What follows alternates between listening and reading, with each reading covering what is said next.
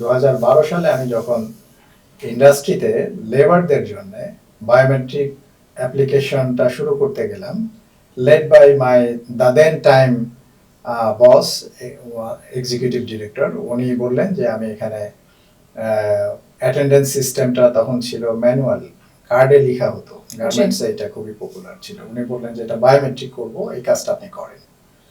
আমি বিভিন্ন supplier, vendor এবং যারা এক্সপার্ট তাদের সাথে কথা বললাম। তো বেশিরভাগ ক্ষেত্রেই মানুষ আমাকে ডিমোটিভেটেড করেছে। অনেকের কথা ছিল এরকম যে বায়োমেট্রিক এটা সফিস্টিকেটেড এবং কর্পোরেট কালচারের জন্য অ্যাপ্লিকেবল, গার্মেন্টসে মাস পিপলের জন্য এবং ইলিটারেট পিপলের জন্য এটা প্রযোজ্য নয়, কারণ তারা এই সফিস্টিকেটেড ডিভাইসের অ্যাপ্লিকেশন এবং ব্যবহার তারা পারবে না। টেকনোলজি রিলেটেড এমন আরও পডকাস্ট দেখতে এবং স্কিল ডেভেলপমেন্টের মাধ্যমে নিজের ক্যারিয়ারকে আরও এক ধাপ এগিয়ে নিতে আজই ডাউনলোড করুন অ্যানপাস, স্মার্টার লার্নিং, ফাস্টার গ্রোথ।